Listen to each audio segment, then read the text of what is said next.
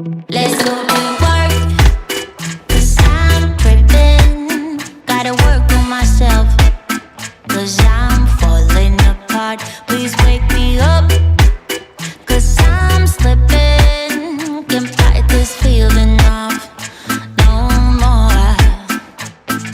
But I'm not going to give up and fall. Rise above the door, meet all my challenges and search for my strength. I defeat them all, I'm never ever gonna hide no more. I come to love myself again, yeah. For all the things I didn't know, the pain, the hurt, I let it go. Start to believe in myself and life will be sweet again, so sweet again.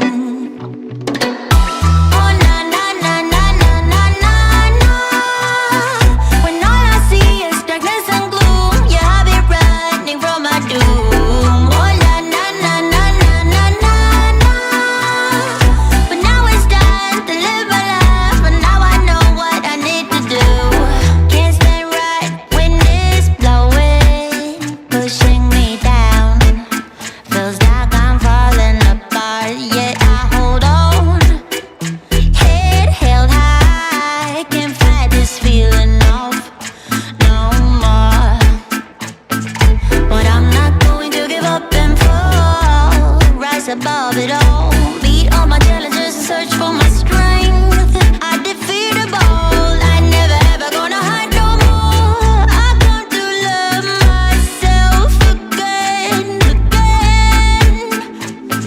For all the things I didn't know, the pain, the hurt, I let it go, let it go. And I start to believe in myself, and life will be sweet again.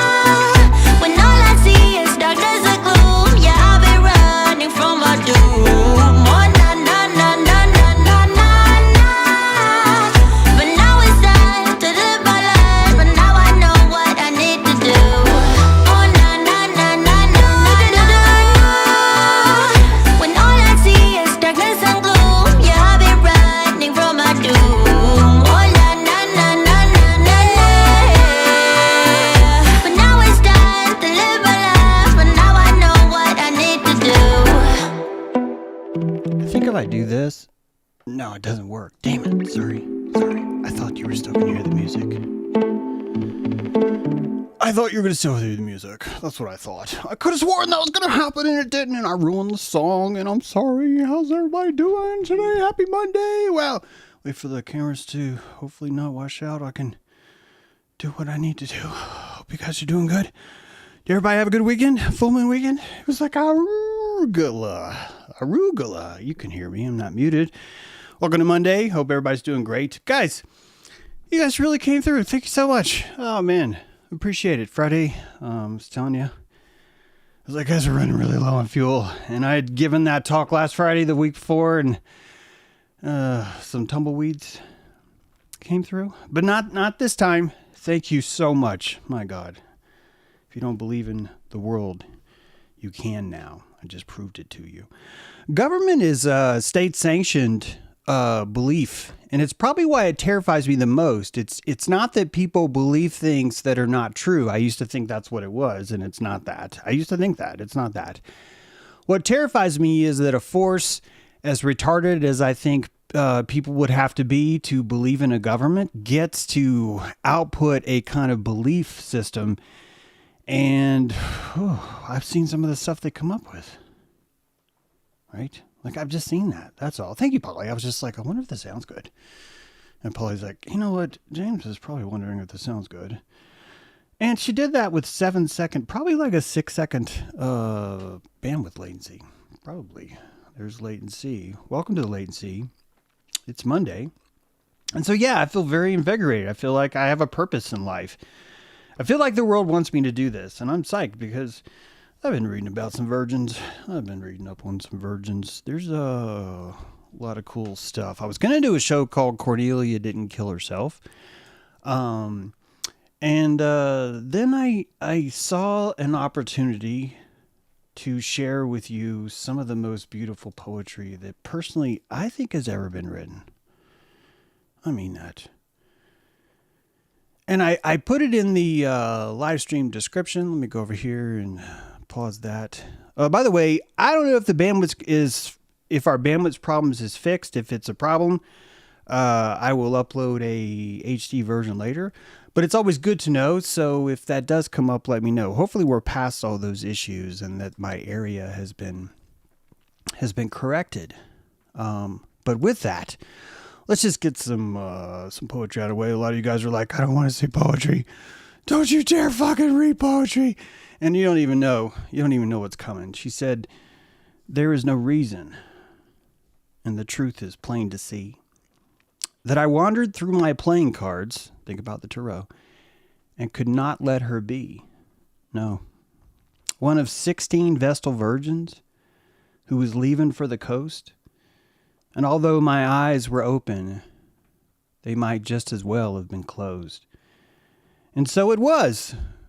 Later, when the miller told his tale, he said that her face at first just ghostly, and then turned a whiter shade of pale. We've got a big resonance around white around here. We are Quetzi supremacists. Am I right? We are white supremacists around here.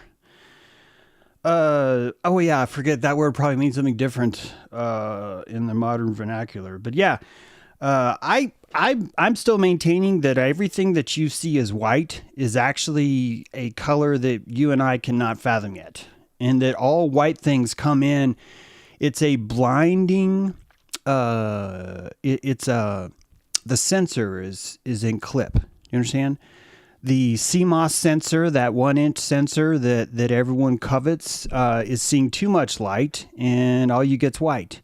And all things that vibrate white are actually vibrating more information, but you and I need more practice to drink it. That's what I think. And our colors are getting us closer to a fiber optic version of seeing God.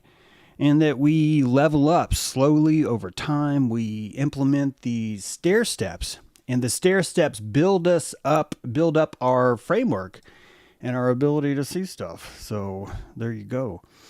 And the white virgin is such a crucial clue to all this.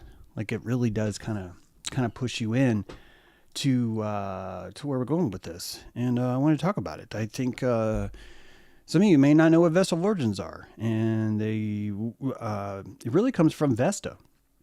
Vesta is the goddess of the hearth. However, one of the few, I would almost say only, but honestly, I wish I knew everything that I don't know about Roman gods. I wish that I knew.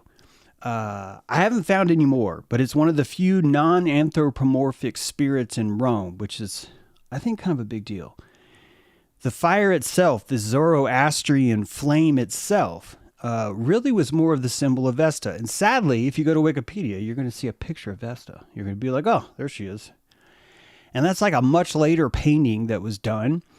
And that would not have been seen back in Rome. That's not how Vesta was seen. It was the essence of this pure fire. This is why I said Zoroastrian, because it's that exact same concept. But out of this one concept, we invented pimps. I'm about to show you. We invented sororities.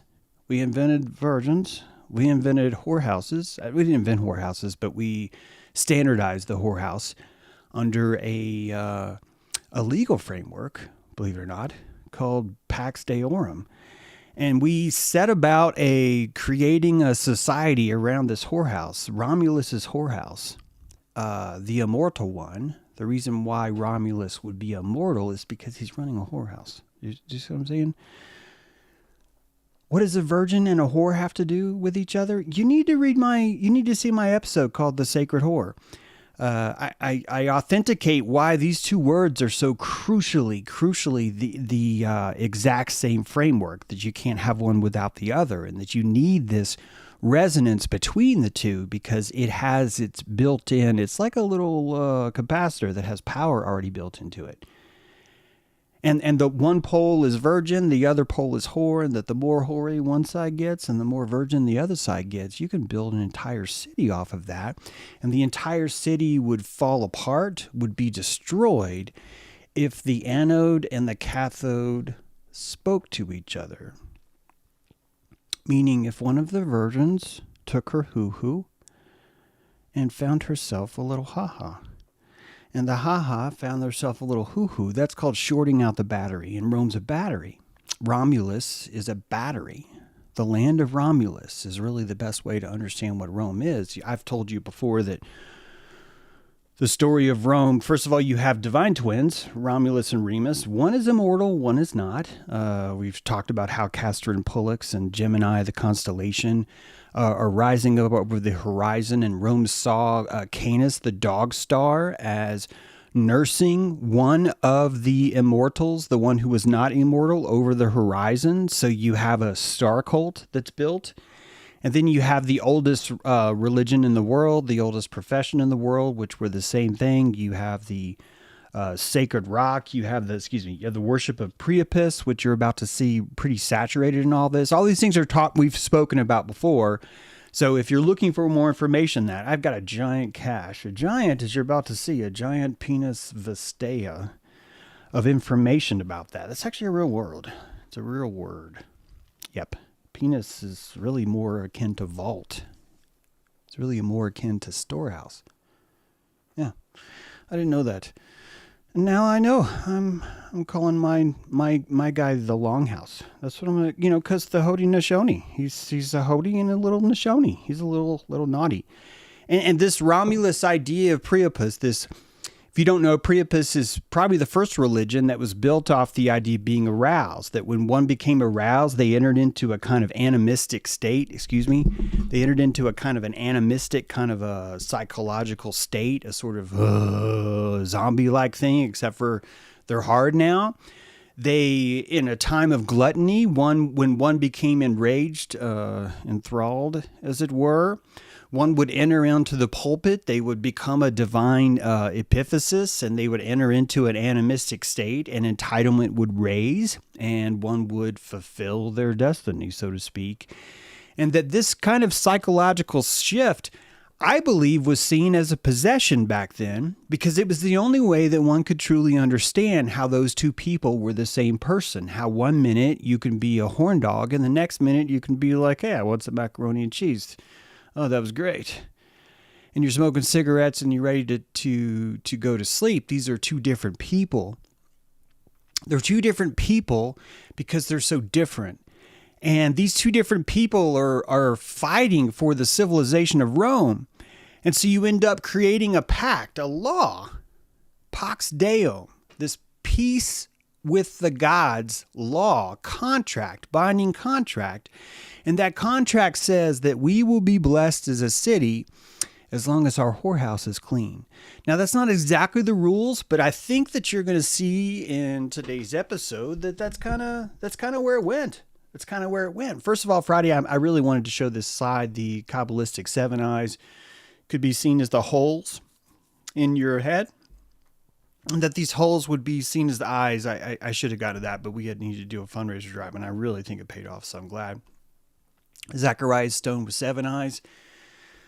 Another concept of this same thing. Keep in mind, this was a fetish for sevens, that we were putting things in sevens before seven should even be there. Even Isaac Newton did this. Even Isaac Newton was like, yeah, there's seven colors. We just can't see them. I mean, dude. Talk about some torque, right? I mean, that's amazing. We did discuss this, but I want to remind you, every time that you hear about a horn on some sort of revelation notorious being, I need you to picture that the actual horn has an eye on the end of it. It's very important. Witness is a piercing horn, And this horn of light, this halo of light that some people who I think are retarded, by the way, who try and suggest that that the statue of Moses was a typo and that we gave Moses horns because it was a typo back then, and Michelangelo just looked it up wrong. This is like really stupid to me, because you have this conceptual understanding of the horn as being the king or the antler. You have the shofar. You have the ancient Egypt cults that utilized this horn as a calling of prayer, and that this was the calling of vision itself. So seeing the horn as sort of an eye itself, I think, is very, very appropriate. And I would have talked about that Friday. If you guys will keep that patron budget up, you'll never hear from me. You'll never hear me say, hey, get up here, please. The world is coming to an end. I'm wearing a sandwich board saying the end is near because I don't have enough patrons. And if we just keep that up, I won't do that again. And I know I probably have to. It's an NPR thing. We got to say hello. Say hello to this new tote bag. This tote bag is specially for you. You can walk into the co-op with this tote bag, and people will say, I don't like you. I don't like how that guy talks about certain things. Other things are okay, but some things are just way off base. This guy suggests that maybe putting dog poop in a plastic bag and insisting that dogs are not indigenous after they've been here for 6,000 years is sort of like mental gymnastics, and those people are fucking crazy. And now, James, you're pro dogs pooping everywhere. However, you want dogs to poop in the forest, James? And I'm just like, yeah, I'm not going to lie to you. I'm not going to lie. I think it's one of the most insulting things you could do to a dog. Most of you keep your dogs in. James, why are you doing this? I don't know. I'm isolating my audience. I'm creating surgical isolation from my audience. But I just have to say this, guys. If any one of you looked at the feelings of your dog when you put that poop inside a bag and then take it home and then put it in the trash can, like, what is the point of him even eating? Why is he here? Don't you see how insulting this is? This is literally his only form of social media. It's the only form that he has. And we're like, you need to bob those tongues. You need to bob your dog's tongue. That for some reason we become more environmental the day that we put poop inside a plastic bag and then send it to a landfill. Then people are like, James, those bags are biodegradable, so you don't get to complain that they'll be around forever. And I'm going to tell you something.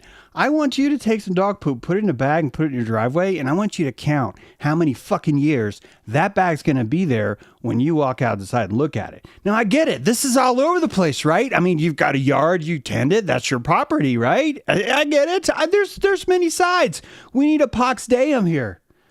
We need a sacred virgin heart cult, or else we're going to go fucking mad. We're going to tear each other apart. We're not going to be able to enjoy the lyrics of he said that her face at first just ghostly and then turned a whiter shade of pale. James, why are you doing this? I don't know. I haven't even started, and I actually have a lot to do. We got a lot to cover here. We went over that final. We went over Seraphim Friday.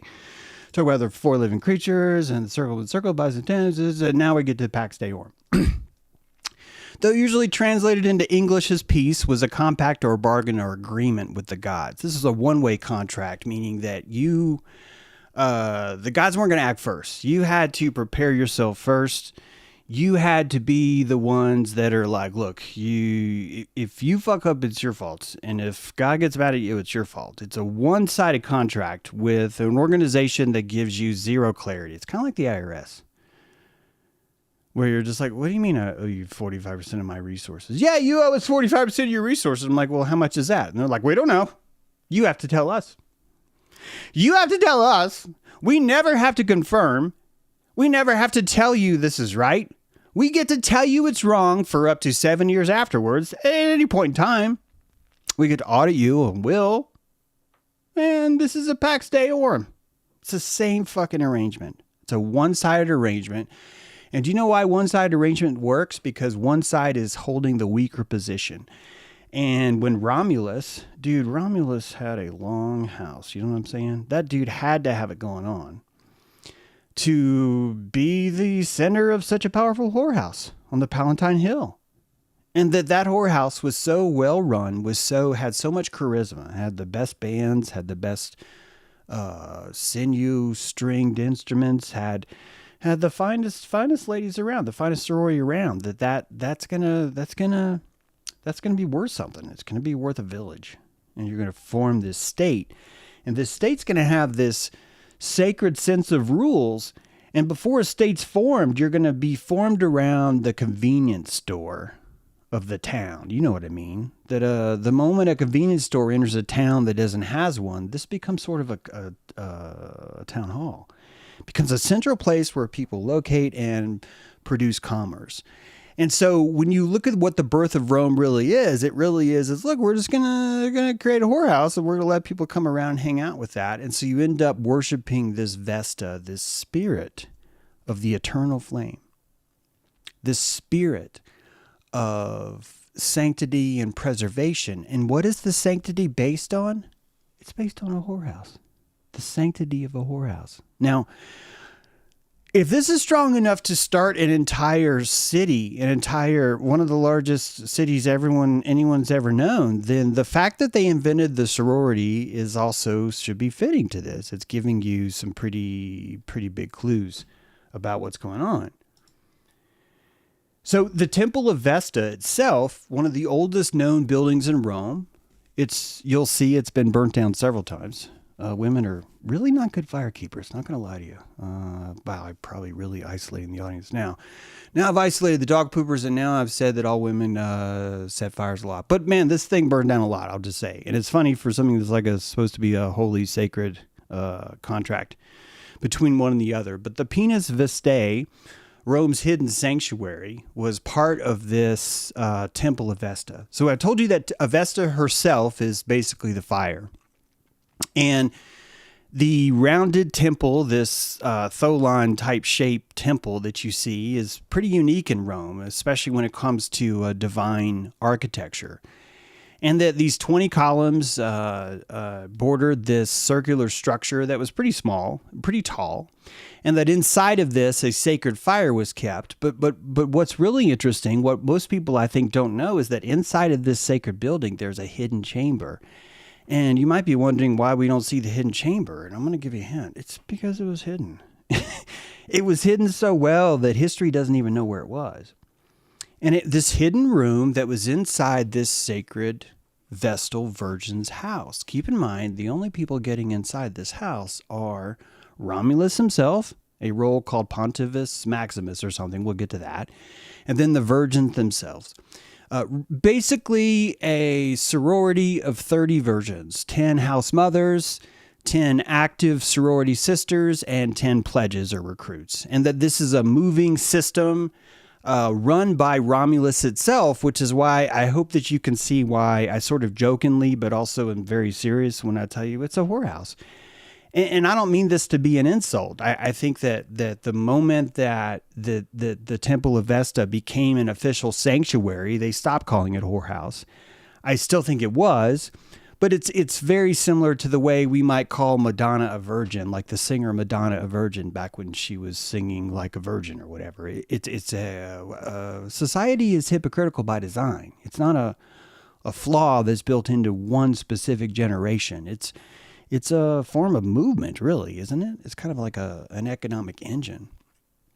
So the Temple of Vesta, I think, is really the first, not the first because they stole it from Egypt, but one of the earliest forms of the Holy of Holies, the hidden chamber. You have, and we don't even know where it was in this Vesta building. We don't even know where it was. But on the right, if you're looking at the slides, I'm showing you a quick diagram of the Holy of Holies, and then there's the curtain separating it from the holy place, and then outside of that holy place is the outer church. And that the Vesta had this exact same layout, the exact same thing. And seeing this building and knowing that the only man who could come inside this building, there's no pun intended there, sorry, is Rome's first pimp, the Pontifex Maximus. The Pontifex Maximus was Rome's chief high priestess, the supreme broker of the city's covenant with the gods. Originating under the kings, think about this is basically Romulus. That the role of Romulus as lead pimp is become standardized for running the city. That even though you're looking at a temple of Vestal Virgins, that why is there one dude that gets to go inside? Okay, this is a concubine. Let's be honest. It's a concubine. And it's very easy to see that this would be a concubine itself of Romulus himself, of the first king of Rome. Even if Romulus is mythic, the idea is that the first king who was called Romulus, the first warlord that had a really popular whorehouse, would be the only one who was allowed to go into this chamber, and that this sacred whorehouse was the hearth of the city. Do you see what I mean? This is the birth of civilization itself, which is where you're going. I'm going to go to that place on Palatine Hill. The Romulus is, it's like Porky's, right? It's like an ancient archaic form of Porky's. And just like a convenience store, just like the Quick Trip will build a community, just like the Dollar fucking General will build a society out in the middle of nowhere, so too will a whorehouse. It will, if you build it, they will come. That is an intentional pun. That is funny as fuck. And you should be hitting thumbs up right now because that's a good one. I'm going to need at least one subscribe from you, because if you build it, they will come is the first initial motto of the Vestal Virgins. That's not going to be on a quiz. Do not walk into any other standardized test and put that down. This is me telling you that every stream I tell a lie. And that lie could be that every stream I tell a lie. That actually could be the lie. You're never going to know. But you learn about pimps here. Did you know Julius Caesar had this role? Dude, I want you to picture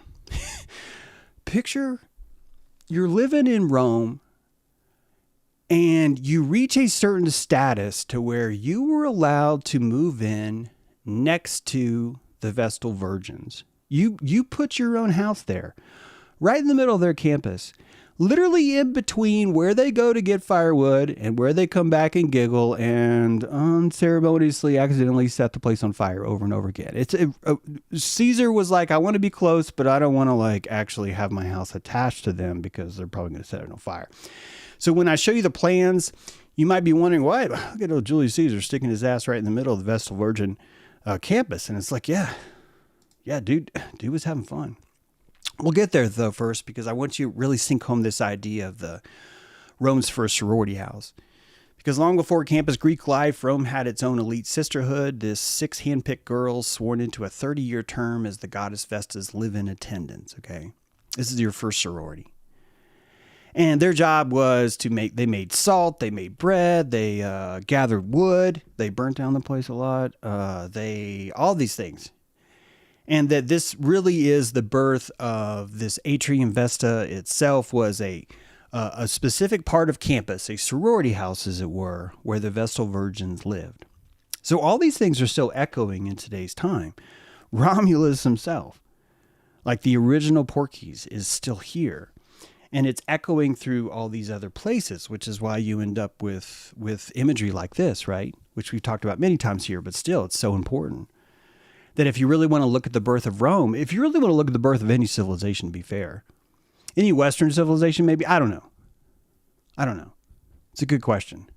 I'm having a conversation internally with myself. I'm thinking, do Mississippian cultures build their society around whorehouses? Did the Cherokee? Did the Iroquois?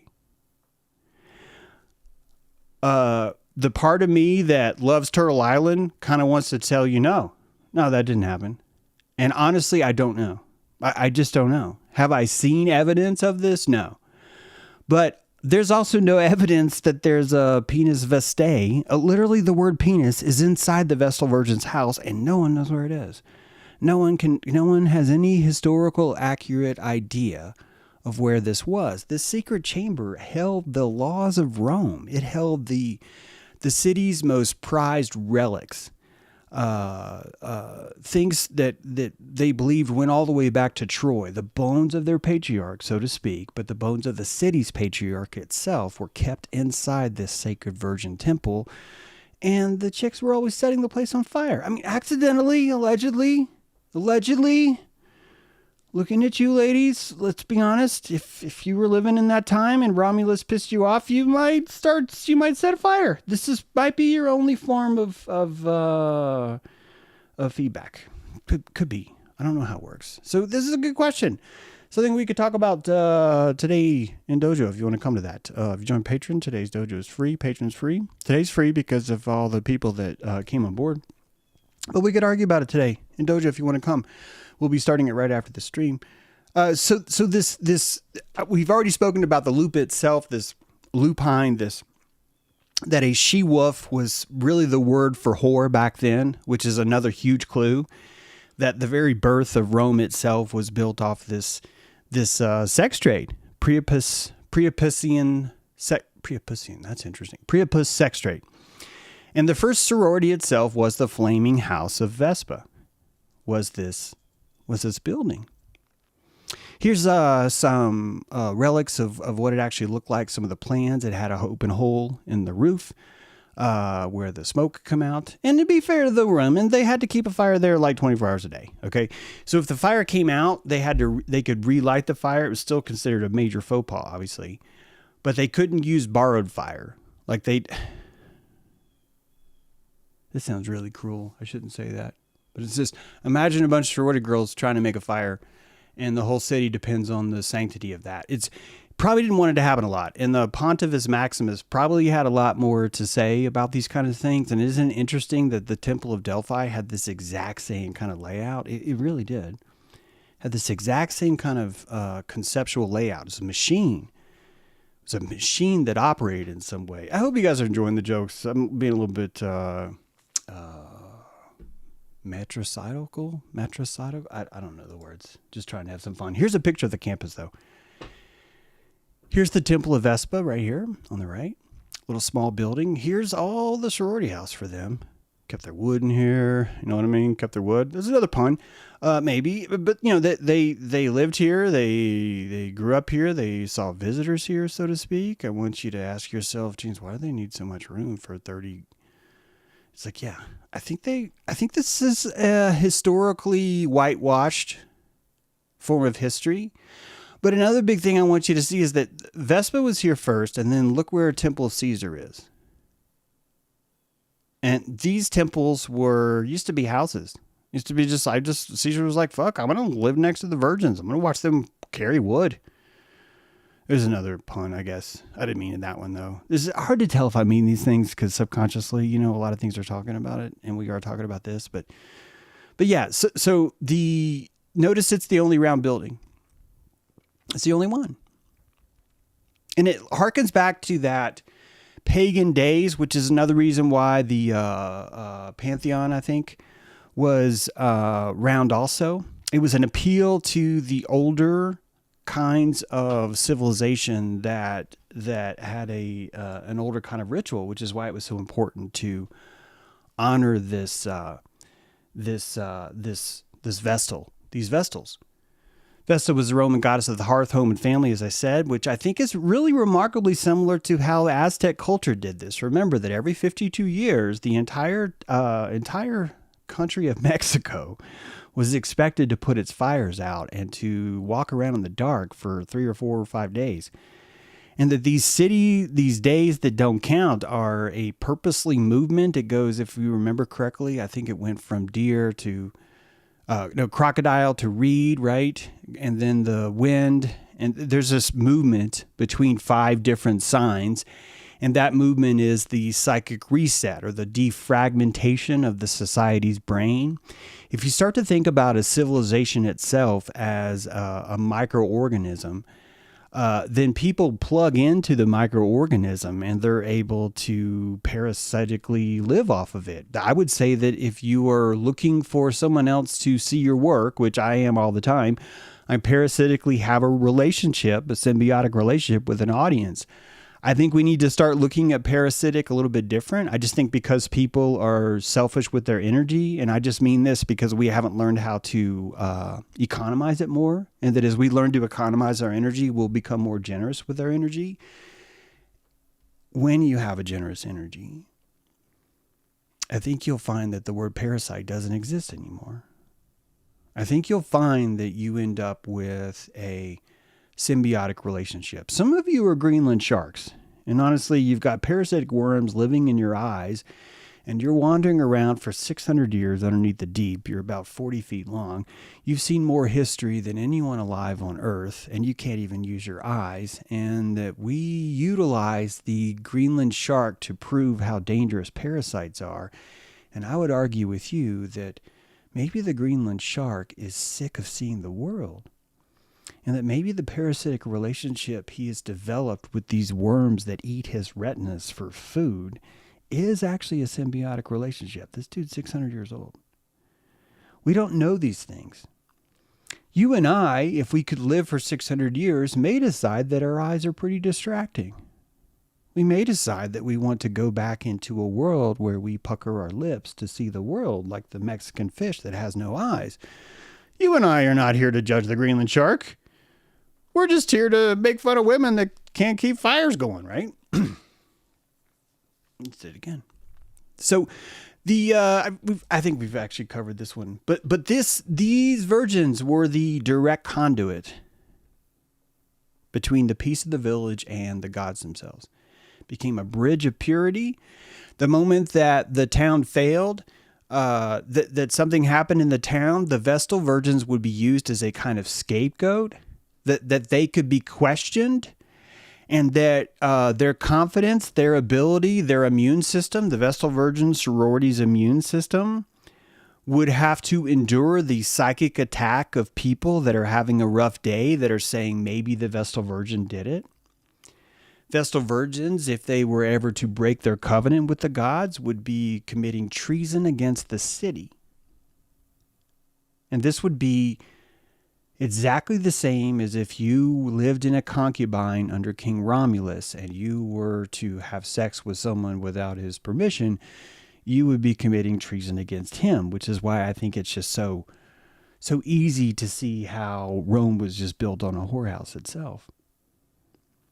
So you've established a relationship now inside a machinery where people who fear that they do not have the favor of God can now come into a tent, a revivalist whorehouse, and seek the pranic warmth of the hearth of Vespa, of the fire of Vespa, to save calories. They're jacking into the torque of the belief, and everyone believes, hey, look how clean the virgins are today as they wandered out through their procession through the street. It's going to be a good day in Rome. And the second that one saw or heard a rumor or something was spread that had something to do with that, the way to fix the city would be to go fix the virgin. This is a form of pharmacos, isn't it? Word we talk about here a lot. It's a form of technology of belief. It's a form of utilizing a way of changing something inside of you by changing something outside of you. And the only way that you could change something inside of you this is what I mean by holographic medicine, is by changing something outside of you is by first investing in this thing that's outside of you and giving it all of your association. So this is showing you a crucial parasitic symbiotic relationship between man and Rome.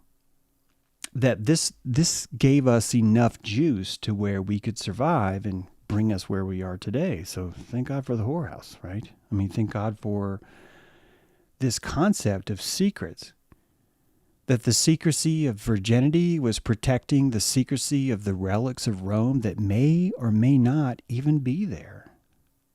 To me, this is the biggie. One thing you'll notice about Luxor, about the Holy of Holies, that's a little bit different, is that when you go into the Egyptian Holy of Holies, there's not such a stringent form of only one person is allowed to walk into this place. That technically the Holy of Holies itself is a place, but that place everyone could see on the Egyptian Yom Kippur. This was, I think it was spring, guys, don't quote me on that. But that the floating of the barge down to Luxor would actually bring in Adam and Eve on side of this barge. They'd be standing, and later Horus with the little child in between, and that the trinity of these three things was brought into Luxor and placed into, ready for this, guys? Into the rib cage of Luxor, the Temple of Man. And the Aztec New Fire is built inside the rib cage of the Uxlapotli, the person who's been chosen, and for the year walks around as the chosen God, and he gets to do whatever he wants. He gets to eat where he wants. He gets to sleep where he wants. He gets to sleep with who he wants. He gets to basically be the biggest asshole for a year because he knows what's coming to him. And that the entire city accepts this relationship because they know that they're creating a symbiotic relationship with this orc. And they know that no matter how rude he is, the truth is that this guy's going to have his chest hollowed out and a fire built inside of him to make me feel better. So I don't mind. It's a relationship. So the Vestal Virgins, even though you could argue were sort of a danger because these are volitional women that have the ability to bring down an entire village, were actually more placed in the mercy seat or the hood ornament of everything that would happen in the world. And that this exact same thing exists on the Omphalos of Greece at the Oracle of Delphi, that you would come to visit the same sacred whore under the same conditions. And that just like Vesta has this penis vestae, so too does Delphi only open their virginity temple during a certain day. There's a Yom Kippur. It's not the same, of course. It's more of like a seasonal. Let's just say it's every full moon that the oracle, the Temple of Delphi would open or see visitors, but it's actually much more complex than that they would go dormant, I think, for like sometimes months or seasons at a time or years at a time, things like that. But that the idea of cloistering the oracle is very important. It's very important. And the same concept came up through nunnery, through cloistered whores.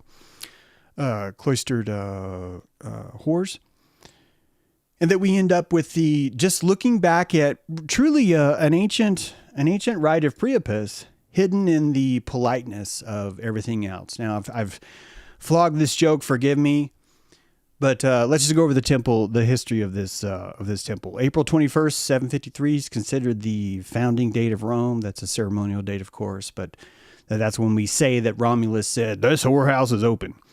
Aligned with the Perilia festival. I don't know much about that. Of course, this is all on Palatine Hill, 775, 750 BC.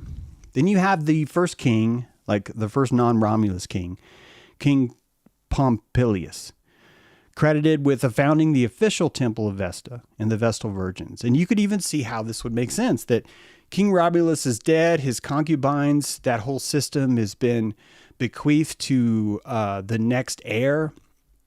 We need to establish something more. We need to save our nonprofit from founders syndrome. This is a true life thing. It's sort of a weird analogy, but it just fits. But that our founder is gone, so we want to protect this nonprofit that he's established. So we need to recreate what he has, but in a more official capacity that could be monitored by a committee. And so Pompilius does just that. And so within 30 years from the quote, quote, founding of Rome, you have the founding of the Vestal House. So this really is the central hub of what makes Rome, Rome. And 500 years later, it burnt down.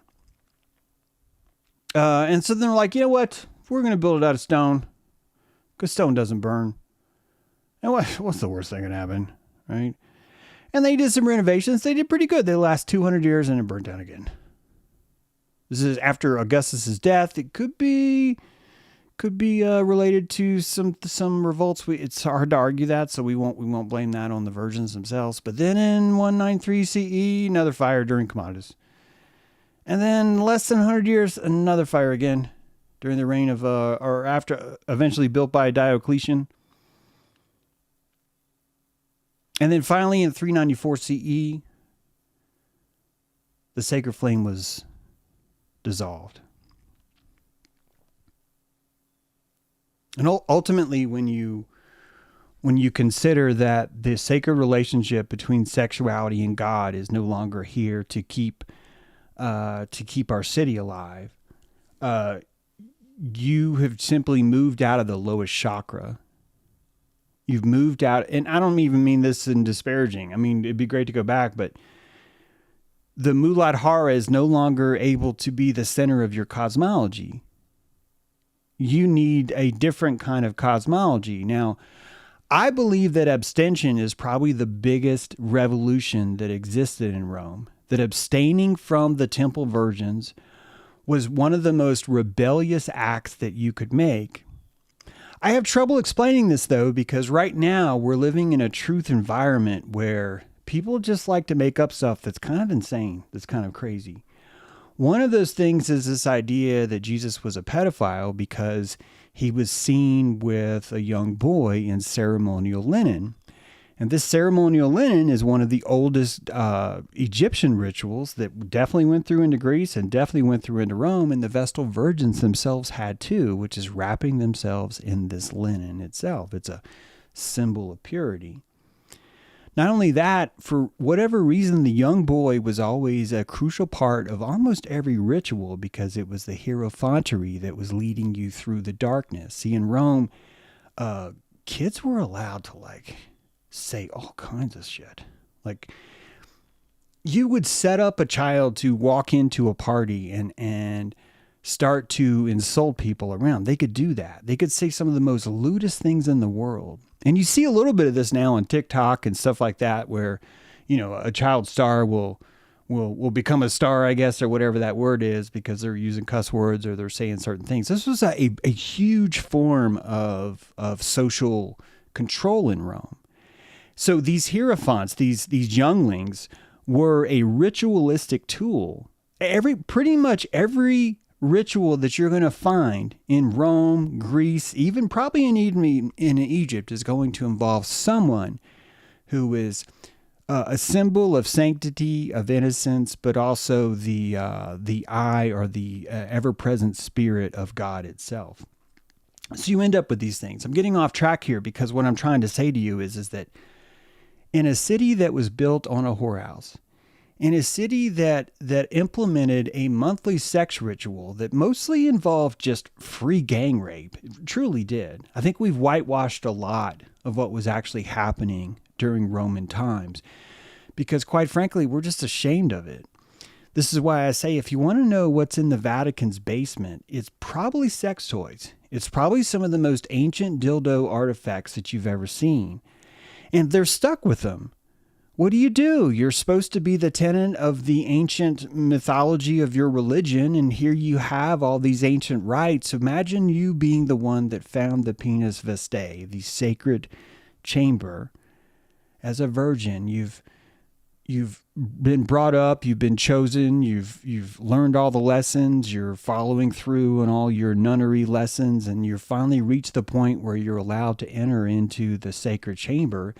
And you walk in there and there's just a giant dildo there. It's probably a stalactite or believe it or not, an opalized cephalopod.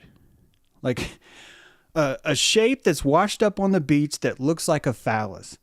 And that these things were found and they were like, oh my God, this is a sign from God and Aphrodite and all the other stuff.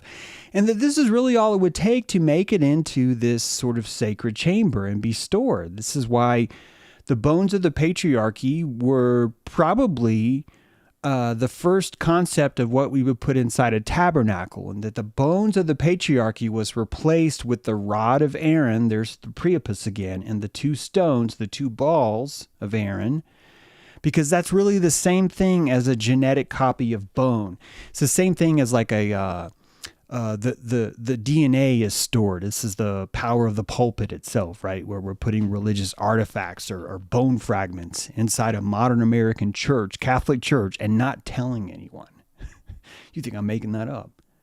Like any self-respecting Catholic church is going to appeal to the church for some form of holy relic, and their ability to politicize or to send the right alms is going to be directly reflected by how powerful their sacred relic is going to be. Do you want a thigh bone? Because your church isn't big enough. I'll give you a fingernail. I'll give you a lock of hair from someone who we claim is this, and you will put it in your pulpit. You will put it in your pulpit the same way that Vesta would have this sacred chamber, the same way the Holy of Holies would be a secret place that only one high priestess gets to enter into one day every year, the same way that in the Temple of Luxor you have the chamber of the heart open to the public so Adam, Eve, and Horus could stand guard amid probably some of the most beautiful flower displays that you've ever seen. And that the dilation effects of just going there would be so uplifting that it would pound into you this recorded sacred gnosis of who you are. So chicks can't hold their smoke, man. That's what it is. And, that thing made out of stone caught on fire a lot. Like a lot, right? Which brings us to Cornelia, who didn't kill herself. Cornelia, one of the Vestal Virgins. Not the only one, but one story that touched me. Rumor is she was promiscuous. I have to say rumor because no one's really disputing that she's promiscuous, but also no one's talking about where the penis vesti is. I think that it was too expensive to consider that she would not have been promiscuous. So she's found guilty, and she's considered the Pharmakos of Rome. She's declared the Pharmakos of Rome, that the gods are angry at us because of Cornelia, because of what Cornelia did, that she's the one that did this. And so what did they do? They put Cornelia in a cell. They put her in a cell because they couldn't hurt her. They couldn't hurt her because she's the Vestal Virgin. So how do you punish a Vestal Virgin that you couldn't hurt? How do you do that? And that's where Pontiff Maximus comes in. That's where the pimp daddy comes in. The pimp is required to bitch slap his whore. I'm sorry, but that's just literally what happens. And how do you bitch slap a divine whore? You bury her alive. You don't strangle her. You don't strangle her. You don't stone her. You bury her alive. You don't push her off the hill, right? Those are all pretty popular forms of punishment. You don't do that. You bury her alive. But you can't be the one that's suffocating her, because then you'd be committing a violation against Pax Deus, right? So you can't really bury her alive. You have to build a room for her. You have to build a chamber for her. And inside the chamber, you're going to feed her, you're going to put water, you're going to give her all the Vestal Virgin things that she's used to. And then you're just going to bury the building, that's all. Problem solved. You're just going to bury the building. Because if you bury the building, you're not actually hurting her. You're just burying the building. And you're burying the building because it's covered in shame and you want to fix that and you're composting that shame.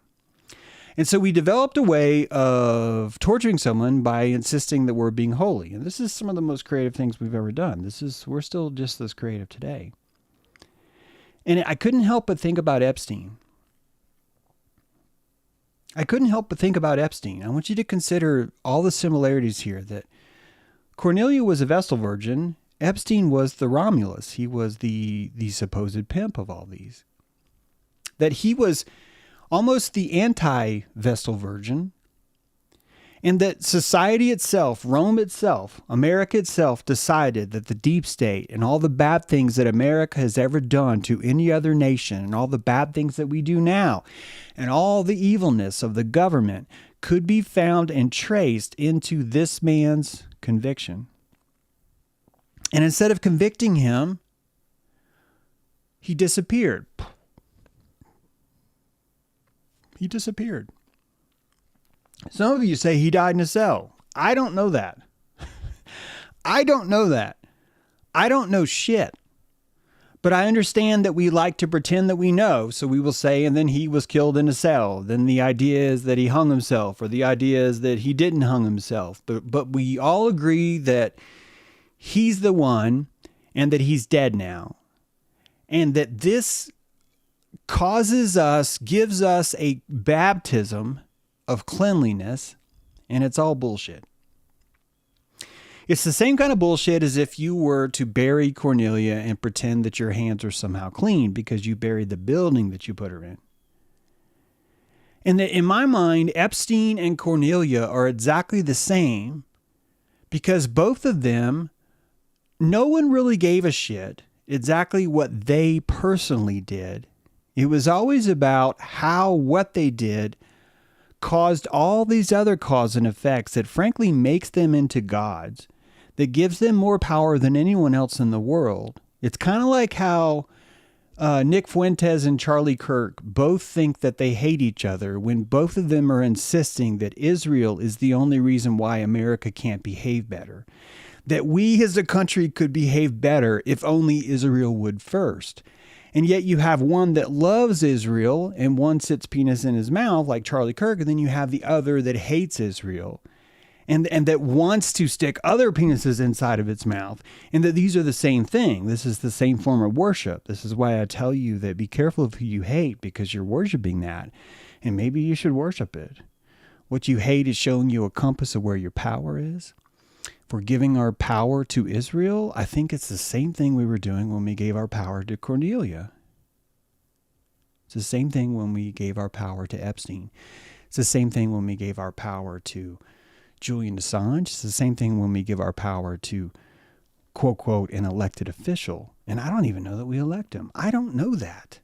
I get that other people are like, yeah, of course we do, but I don't know that. See, I don't need you to know the truth. It's okay. I don't need to know the truth. I just like to compassionate where we've been, where we're going, how long it's going to take to get there, and how many times we're going to stop along the way, you know? We'll see you next time. I hope you enjoyed the show. Feel free to come to Dojo. I'm actually going to start the stream. Oh, shoot. I forgot to do that. Darn it. You're going to have to go to Dojo Earth and find that. You're not going to be able to do that. I'm going to, yeah, I should have done that. I was too busy preparing slides. We'll see you next time. Sorry, I'll explain later. Bye-bye.